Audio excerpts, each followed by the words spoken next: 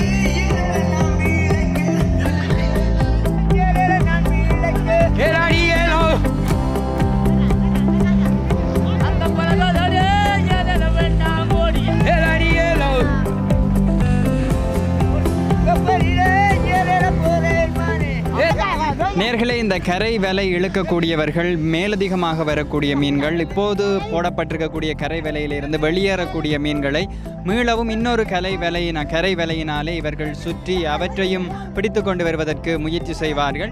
அந்த வகையிலே தான் இந்த கடற்கரை பகுதியிலும் இன்னும் ஒரு கரை வலையை இந்த கரை வலைக்கு மேலாக போடுவதற்காக இந்த கரை வலையிலிருந்து வெளியேறுகின்ற மீன்களை அதிலே பிடித்து கொண்டு வருவதற்காக போட போகின்றார்கள். அதற்காக படகை தள்ளி கொண்டிருக்கின்றார்கள். அது சார்ந்த காட்சிகளை நாங்கள் இப்போது பார்க்கலாம்.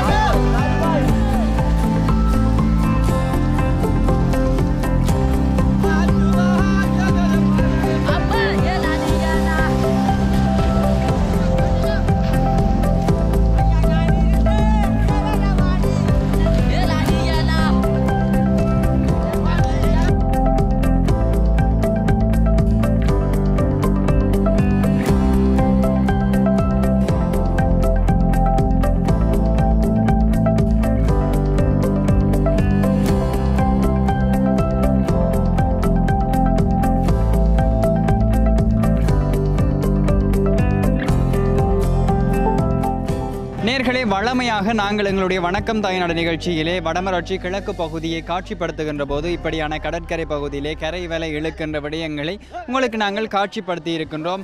மணற்காட்டு பகுதியிலே கூட நீங்கள் அதனை பார்த்து மகிழ்ந்திருப்பீர்கள், ரசித்திருப்பீர்கள். ஆனால் இந்த மகிழ்ச்சிக்கு, இந்த ரசனைக்கு பின்னாலே எல்லாம் மீனவர்களுடைய வேதனைகளும் அவர்களுடைய வாழ்வியல் துயரங்களும் மறைந்துதான் கிடக்கின்றன. இப்போது இந்த கடற்கரை பகுதி மிக பரபரப்பாக மாறி இருக்கின்றது. காரணம், இங்கே ஒரு கரை வலையை போட்டிருக்கின்றார்கள். அந்த கரை வலையிலே இருந்த அதிகமான மீன்கள் அகப்பட்டிருப்பதைப் போல அவர்கள் உணர்கிறார்கள். எனவே அந்த கரை வலையிலிருந்து தப்பி பிழைத்து ஓடுகின்ற மீன்களை மீளவும் பிடிப்பதற்காக ஏற்கனவே போடப்பட்ட கரை வலையை சுற்றி இன்னொரு வலை புதிதாக இடப்பட்டிருக்கின்றது. இப்போது மீனவர்கள் மிக வேகமாகவும் சுறுசுறுப்பாகவும் வேலை செய்ய வேண்டிய தருணம். ஏனென்று சொன்னால், எவ்வளவு தூரம் அவர்கள் வேகமாக செயற்படுகிறார்களோ அவ்வளவு தூரம் அவர்களாலே தங்களுடைய வருமானத்தை பெற்றுக்கொள்ளக்கூடியதாக இருக்கும். அதனாலே பழைய கரை வலையிலே இருந்து புதிதாக போடப்பட்ட கரை வலைக்கு மாறி மாறி சென்று இவர்கள் இழுப்பதை கூட நாங்கள் பார்க்கின்றோம். ஒரு புறத்திலே பறவைகள் சூழ்ந்து கரை வலைக்குள்ளே இருக்கக்கூடிய மீன்களை பிடித்த வண்ணம் இருக்கின்றது. இங்கே கரையிலே மீனவர்கள் மிக போராட்டமாக தங்களுடைய வருமானத்தை பெற்றுக்கொள்வதற்காக இந்த கொளுத்துகின்ற வெயிலுக்கு மத்தியிலும் சுடுகின்ற மணல் தரையிலும் தங்களுடைய கால்களை பதித்து களைப்பை மறைப்பதற்காக பாடல்களை பாடிக்கொண்டு மிகுந்த உற்சாகத்தோடும் சுறுசுறுப்பாகவும் பரபரப்பாகவும் இந்த வேலையை செய்து கொண்டிருக்கின்றார்கள். இவர்களுடைய வாழ்க்கையை தீர்மானிக்கப் போகின்ற, இவர்களுடைய வருமானத்தை தீர்மானிக்கப் போகின்ற ஒரு விடயமாக இது இருக்கின்றது. தொடர்ந்தும் இந்த காட்சிகளை நாங்கள் பார்க்கலாம்.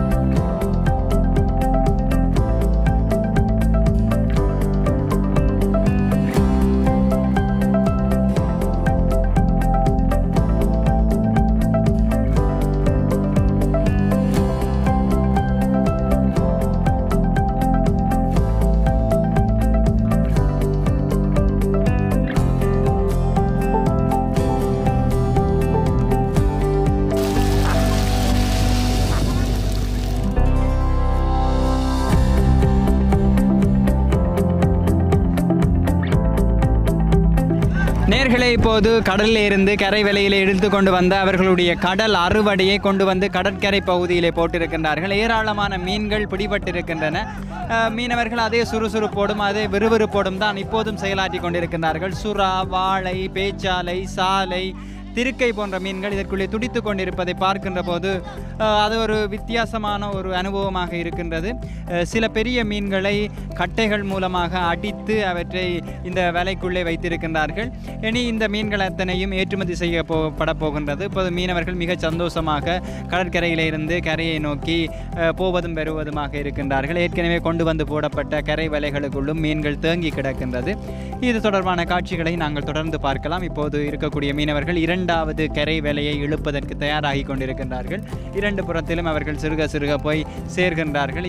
இந்த கரை வலைக்குள்ளே பிடிபட்ட மீன்களை எடுத்துக்கொண்டது போக இதிலே இருந்து தப்பிப்போன மீன்களை பிடிப்பதற்காக இன்னும் ஒரு கரை வலை தயாராக இருக்கின்றது. அது சார்ந்த காட்சிகளையும் நாங்கள் தொடர்ந்தும் பார்க்கலாம்.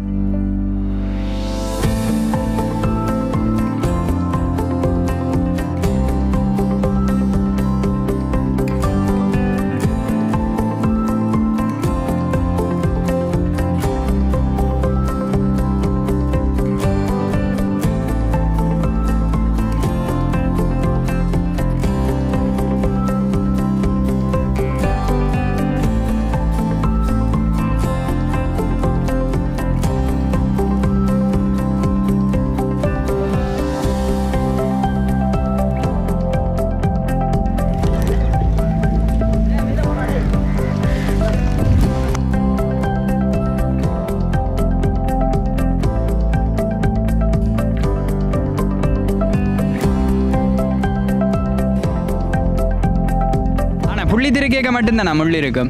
இல்லை, எல்லா திருக்கைக்கும் முள் இருக்குது. அது என்ன எடுப்பீங்க? கை குத்தாமல் எடுக்கணும், முறிக்கணும், பிடிச்சிக்கணும், திருக்கை பிடிச்சி கொண்டு தான் முறிக்கணும். இதில் 3 முள்ளும் இருக்கும், இதெல்லாம் 4-5 முள்ளு கிடக்கும். அதை எடுத்து விட்டா சரி, எடுத்து விட்டா சரி. இது குத்துனா சரியான விஷயம், சரியான விஷயம். ஓ, கடுக்கும் இல்லை, சரியான கால் கலட்டுற வேலை என்பது. தாங்க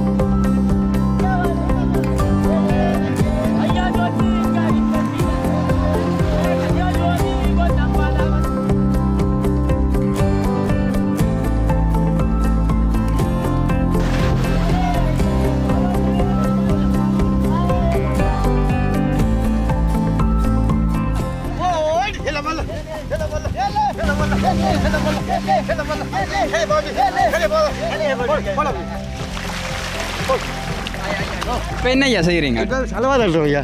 செலவா தட்டுறோம். அப்படின்னா அப்படி மீன் தட்டுறோம். மீனை தட்டுறோம். வலையிலேருந்து தட்டுறீங்க. மீனை தட்டி கொண்டு இன்றைக்கு என்ன மாதிரி இருக்குது மீன்? இன்றைக்கு கொஞ்சம் பரவாயில்ல தொழில். இவ்வளோ அளவில் இன்றைக்கு கொஞ்சம் பரவாயில்ல. இதை விற்று தான் எல்லாருக்கும் சாப்பாடு. என்ன இன்றைக்கு இந்த மீன் இதுக்கு ஏன் சின்ன மீன் வந்திருக்கா? முதல் பிடிச்சி கொண்டு வந்ததுக்கு பெரிய மீன் வந்து அதெல்லாம் மடிக்க பெரியவன் செலவாயில் சின்ன மீன் தான் தைக்கிறது. எல்லாம் தைச்சிட்டு அது என்ன மீன் இதில் கிடையாது? சூடையா? சூடு, அரைக்குழா, தொண்டன், வாழை, கும்புலா எல்லாம் மீனும் இருக்குது. இதுக்குள்ள சுவையான மீன்டா இது அரைக்குழா. பெரிய மீனும் அதுதான். அதுதான் பெரிய மீன். பாறை இருக்குது பெரிய. பேரப்படி வெட்டதா? இல்லை விழா மீனும் அதுதான். 1000 ரூபா கிலோ. நீங்கள் இங்கேருந்து எவ்வளோ 1000 ரூபாய்க்கு தான் நீங்களே விற்கிறதா இல்லாட்டி? நாங்கள் வியாபாரி குறைஞ்ச விலை தான் கொடுக்குறோம். வியாபாரி எங்களுக்கு 700 ரூபா கொடுவேன். அப்போ போட்டால் அதை விற்று தான் எல்லாரும் சாப்பிடணும். வேறு என்ன மீன் இதுக்கு அப்படிப்பட்டு இருக்கு? வாழை மீன் சொல்கிறாங்க. வாழை மீன். வாழை இருக்குது. அது மலிவு. வாழை 70 ரூபா ஒரு கிலோ. ரசை அது கொஞ்சம் பேக்கு இல்லை.